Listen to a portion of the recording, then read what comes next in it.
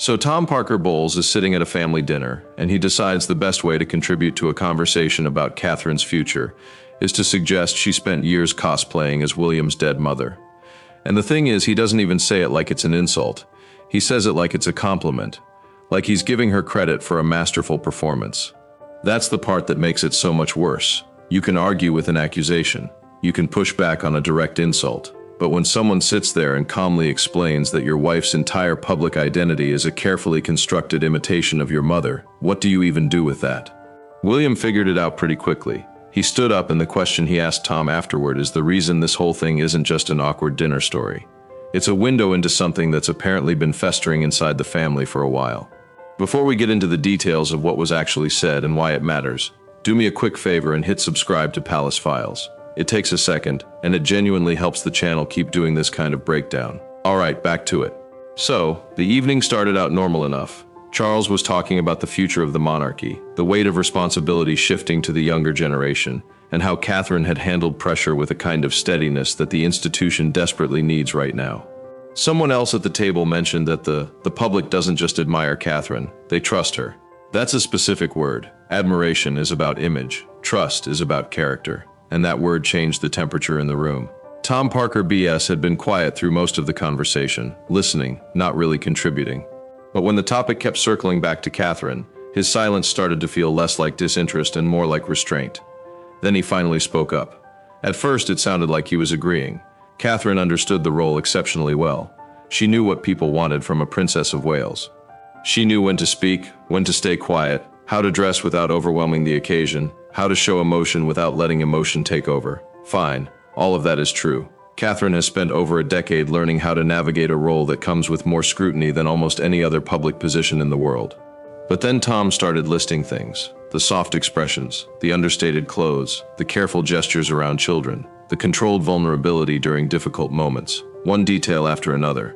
And each one sounded harmless on its own, but together they started to feel less like observations and more like an argument. Like he was taking Catherine apart piece by piece and laying the pieces on the table for everyone to examine. Then he brought up Diana. That's when the room went still. He suggested that Catherine's enormous popularity existed partly because she had become very good at presenting the kind of princess Britain already knew how to love. And then he delivered the line that froze the table. She's been very successful at becoming the kind of princess people wanted to remember. Now, you could read that a few different ways. Maybe he meant she's honored the legacy of the title. Maybe he meant she's carried herself with a dignity that reminds people of a more emotionally connected monarchy. But in context, after the list he just made about her clothes and her gestures and her controlled emotions, the meaning was pretty clear. He was saying Catherine studied Diana like a blueprint, that she figured out what made people love Diana, and then built herself into that image on purpose. That's not a compliment. That's an accusation about her character disguised as an observation about her strategy. Catherine didn't answer him. That made the silence heavier. She didn't challenge Tom or demand an apology or try to embarrass him. Her eyes lowered for a moment. Her hand paused beside her glass. Her expression stayed controlled. But William knows her too well to mistake composure for indifference, and Tom kept going. Some women, he suggested, became loved simply for who they were. Others understood exactly what image people wanted to see. At that point, it wasn't subtle anymore. He was drawing a distinction between genuine affection and manufactured affection. And he was placing Catherine firmly in the second category. Her warmth became strategy. Her restraint became rehearsal. Her connection with people became performance. And here's where it gets really uncomfortable, because the words came from Camilla's son. That changed the entire dynamic. If some random commentator on television says Catherine is performing Diana's legacy, that's just noise.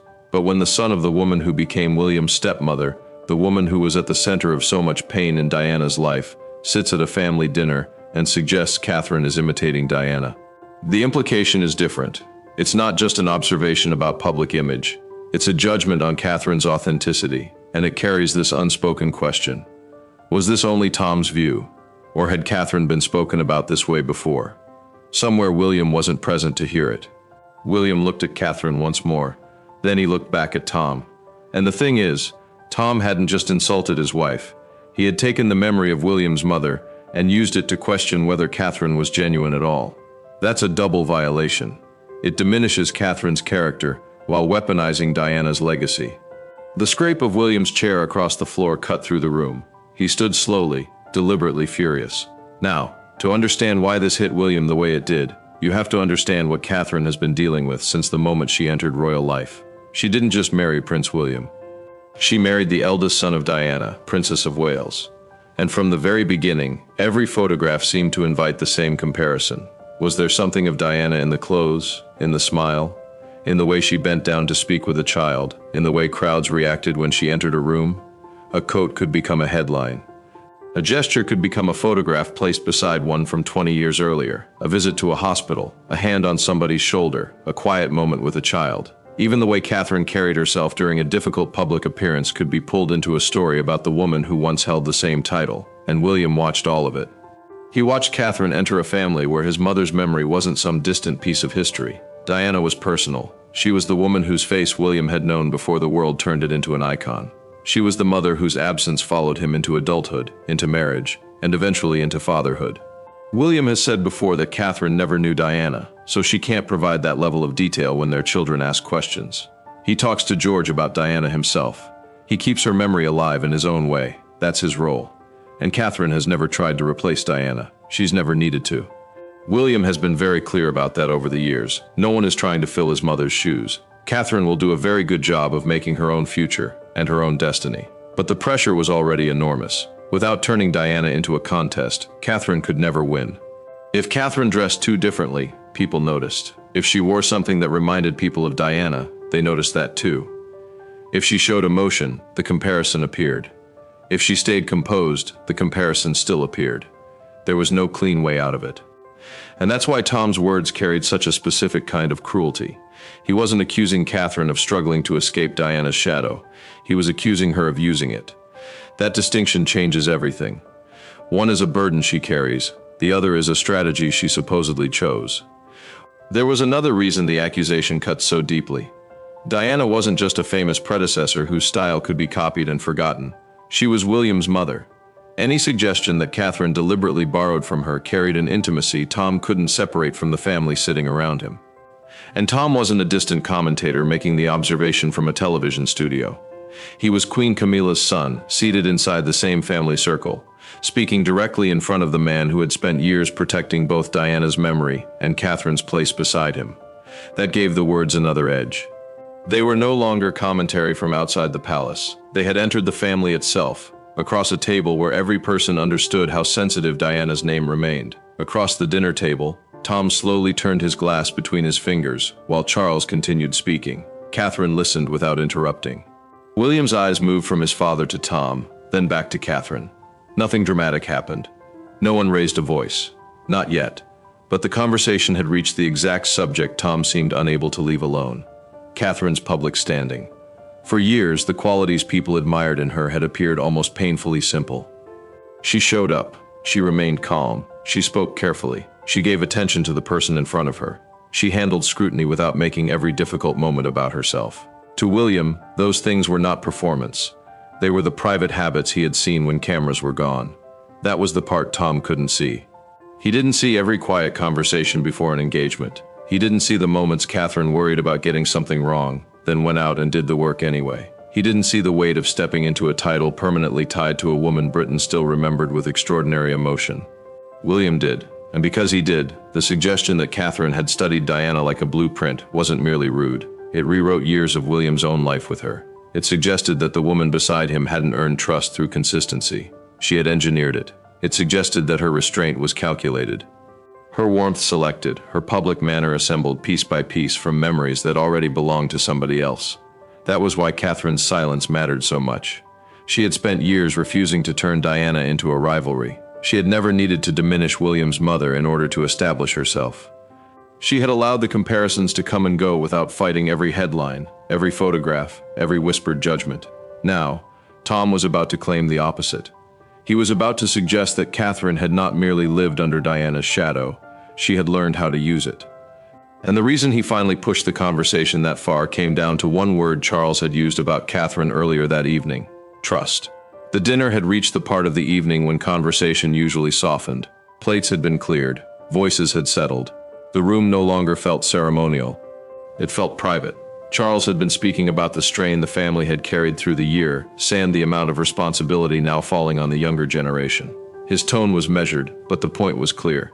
The monarchy couldn't afford to look distant. It needed people the public still felt connected to.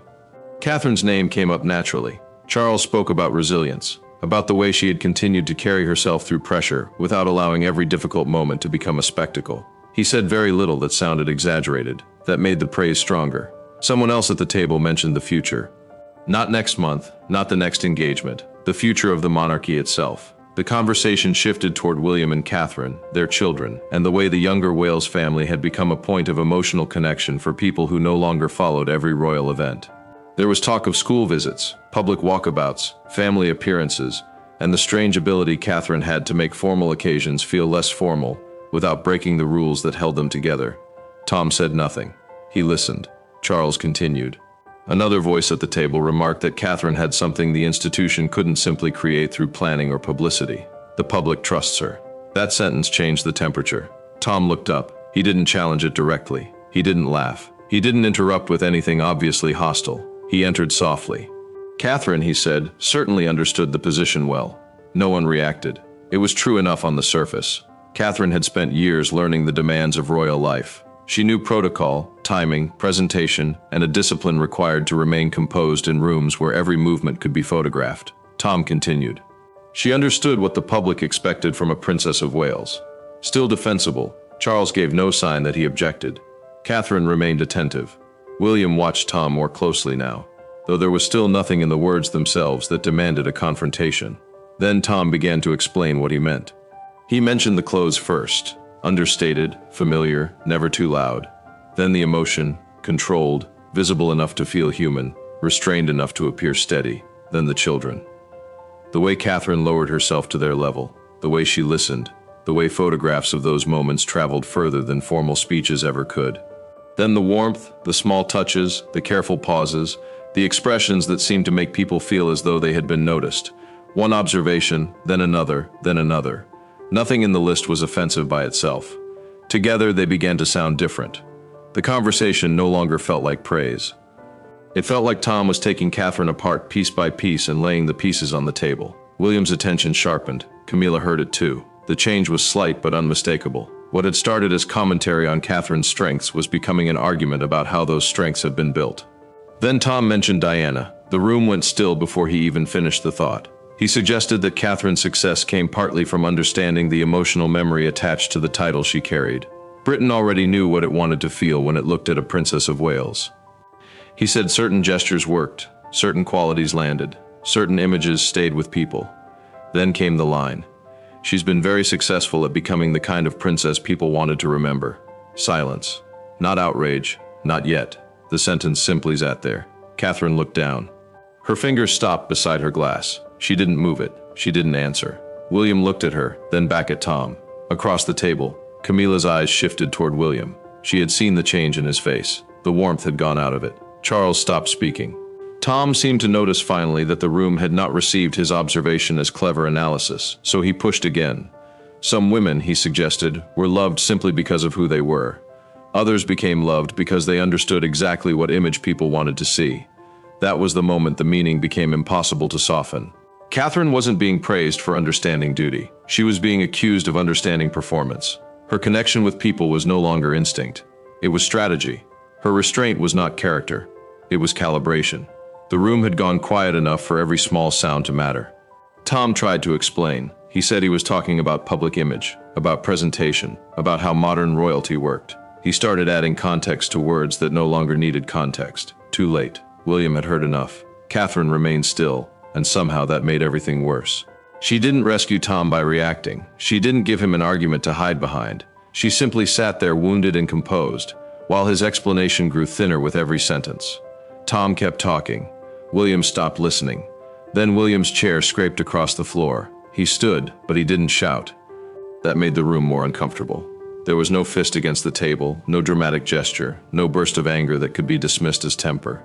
He simply rose, looked directly across at Tom Parker Bowles, and let the silence settle before he spoke. "You do not speak about my wife like that." The sentence was quiet. It landed harder because of it.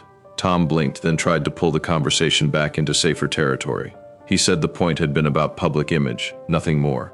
Royal presentation, media expectation, the way historic roles carried certain visual and emotional associations. He insisted he had been talking about how people responded to symbols, not making a personal attack on Catherine. William didn't move. Tom kept explaining. He spoke about the pressure attached to the title, the comparisons made by newspapers, the way every Princess of Wales would inevitably be viewed through history. He tried to turn what he had said into an abstract discussion about monarchy, branding, memory, and public perception. William refused to let him because that wasn't what had happened. Tom hadn't criticized the communications plan. He had questioned Catherine's character. William made the distinction with brutal clarity. Catherine had never asked to be Diana. She had never claimed to be Diana. She had never entered the family pretending that she could replace the woman who had been William's mother. And she had never needed to. The title came with history. Everyone knew that. Catherine knew it better than most. But carrying history was not the same as exploiting it. William's voice tightened. Tom had taken every quality Catherine had spent years showing in public and recast it as calculation. He had suggested that kindness could be technique, that restraint could be theater, that warmth could be strategy. Then he had used Diana to make the accusation stick. That was the part William couldn't let pass. His mother was not a comparison chart. She was not a set of gestures for somebody else to copy, and she was certainly not a weapon Tom could pick up at dinner and use against William's wife. The room had gone completely still. Camilla looked from William to Tom and understood, perhaps more quickly than anyone else, how badly the conversation had turned. Her son had done something far bigger than make an awkward remark. He had dragged Diana into a room containing Charles, Camilla, William, and Catherine all at once. There was almost no name more capable of reopening old fault lines. Camilla tried to intervene carefully. She suggested Tom's meaning had been misunderstood. She said he had been talking generally about public expectation and the burden of royal roles. It was an attempt to lower the temperature without directly defending the words themselves. William didn't accept it. He looked toward Camilla only briefly before returning his attention to Tom. Misunderstood. No, the meaning had been clear enough. If Tom had wanted to discuss media strategy, he could have discussed media strategy. If he wanted to discuss historical comparison, he could have done that too. But he had gone further. He had suggested Catherine knew exactly what image people wanted and had shaped herself around it. That was personal. That was the line. And William was not backing away from it. Catherine remained seated. She didn't interrupt him. She didn't tell him to stop. She didn't use the moment to attack Tom or Camilla. She watched quietly, while William defended a boundary that until that evening, nobody at the table had been foolish enough to test so openly. William's anger was no longer hidden, still controlled, still measured. But unmistakable, he told Tom that Catherine had spent years being compared with everybody except herself. Every outfit, every photograph, every public moment had been examined against somebody else's memory. She had carried it without turning those comparisons into resentment. Now Tom wanted to use that pressure as proof that she had manufactured who she was. William would not allow it. Back at the table, Tom's expression had changed. The confidence was gone. He began another explanation, but William cut through it with a question nobody expected. Was this really something Tom had only thought of tonight? The room changed again because that question was no longer about one sentence. It was about where the sentence had come from. Tom hesitated just for a moment, but everyone saw it. William did too. He asked again, more quietly this time. Was this the first time Tom had spoken about Catherine that way? Camilla's face tightened. Catherine finally looked up. Tom opened his mouth, but no answer came quickly enough. And before he could decide what to say, Charles finally spoke. Charles didn't raise his voice. He didn't tell William to sit down. He didn't rush to defend Tom. For several seconds, he simply looked across the table, first at Catherine, then at Tom, as though weighing whether there was any graceful way left to rescue the evening. There wasn't. When Charles finally spoke, the words were brief. Tom owed Catherine an apology. That was all. No speech, no lecture, no attempt to soften it. And somehow that made the rebuke heavier. Only minutes earlier, Charles had been speaking about Catherine as one of the people helping carry the monarchy forward. Tom had taken that conversation and turned it into something poisonous. Now, Charles had drawn his own line. Tom looked toward Camilla. Camilla was trapped. If she challenged William, she risked making the insult look worse. If she openly condemned Tom, she would be rebuking her own son in front of the family. And if she said nothing, the silence itself would become a question. So, she stayed still. That was when the atmosphere changed again. The argument was no longer only about whether Tom had gone too far. William had decided that Charles had now made his position clear. The deeper problem was the one Tom still hadn't answered. Why had he been so comfortable saying it? Tom tried once more to retreat into explanation. He said his comments had been about image, about the way public figures understood expectation, about how certain roles carried memories that shaped how people responded. William heard evasion, nothing more, because the question was simpler than that. Had Tom thought this before? Had he said it before? And most importantly, who else spoke about Catherine that way? Tom didn't give him a clean answer. He talked around it. He said people made comparisons all the time. He said the media did it constantly. But William hadn't asked about newspapers. He had asked about people around the family. That distinction hung in the room. Catherine still said nothing. She could have turned the moment against Tom. She could have demanded an apology. She could have asked Camilla whether she agreed with her son. She did none of it. Her restraint became the most uncomfortable part of the evening, because Tom had just suggested that Catherine knew how to manufacture dignity for public consumption. And there she sat with no cameras present, refusing to humiliate the man who had humiliated her. William noticed, so did Charles, so did Camilla. The irony was impossible to miss. Tom had accused Catherine of performing grace, while Catherine was giving the room the strongest evidence that grace didn't need an audience. Then came the apology.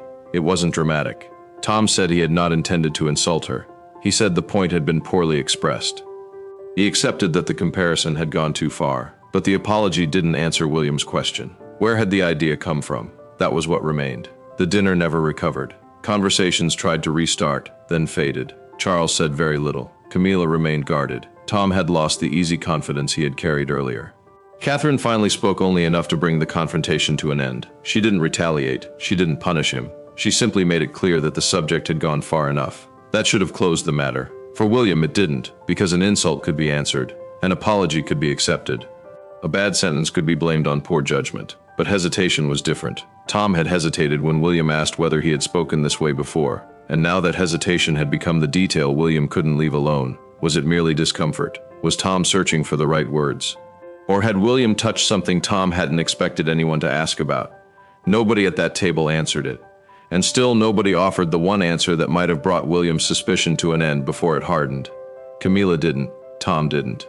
Charles didn't press him. And Catherine, still refusing to turn the evening into something uglier, allowed the silence to remain. The dinner began to break apart. Chairs moved. Voices lowered. People started leaving the table with the stiff politeness of a gathering that had ended long before anyone officially admitted it.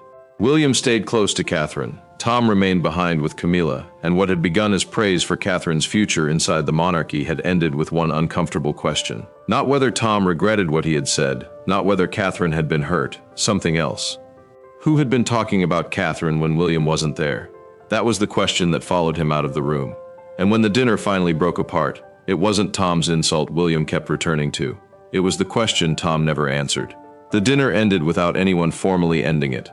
No easy return to small talk. The room had run out of places to go. Catherine rose quietly. She gathered herself, offered the smallest sign of courtesy the moment required, and left the table with the same control she had shown through the confrontation. She didn't ask anyone to follow her, and she didn't need to. William was already moving before the door had fully closed behind her. That was when the room truly changed. For Tom, the remark that had probably sounded sharp, clever, even sophisticated when it first formed, had become something else entirely. He had tried to present it as commentary about image and history.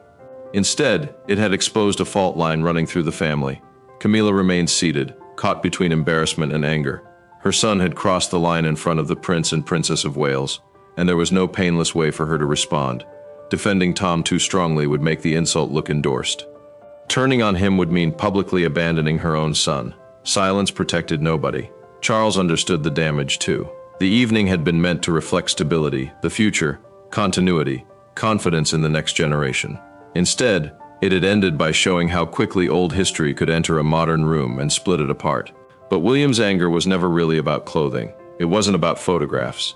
It wasn't even about the fact that Catherine and Diana had sometimes been compared by the public, that had happened for years.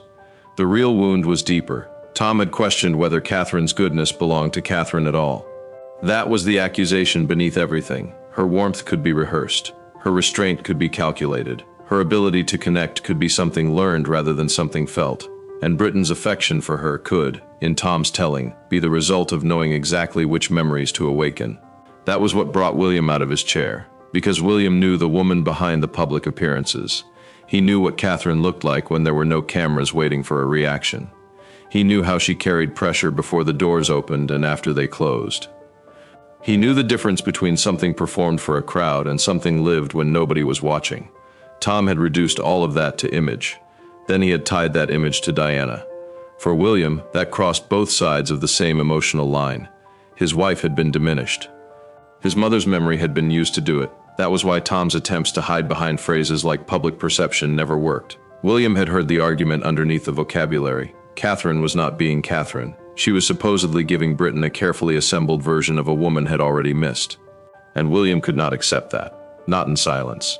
Not at his own family's table. Still, once the anger settled, something else remained. A question. Tom Parker B.S. was not an outsider passing judgment from a newspaper column or television studio. He was Queen Camilla's son.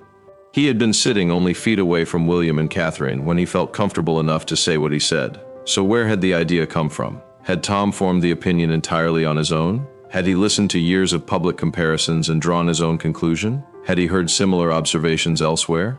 Had Catherine's popularity, her image, even the public affection surrounding her been discussed differently in private rooms where William was not present? There was no answer. William had asked Tom whether this was really something he had only thought of that evening. Tom never gave him the clean answer he wanted. Because a cruel remark can be challenged, an apology can be demanded, a boundary can be drawn, but an unanswered question does something different. It stays. If Tom had been willing to say those words with William directly across from him, what had been said when William was not in the room? That was the part the dinner could not resolve, and that's the part that matters most. The insult was ugly, but the silence around its origin was worse, because it suggested that the idea wasn't new. It had just finally found its way to the dinner table.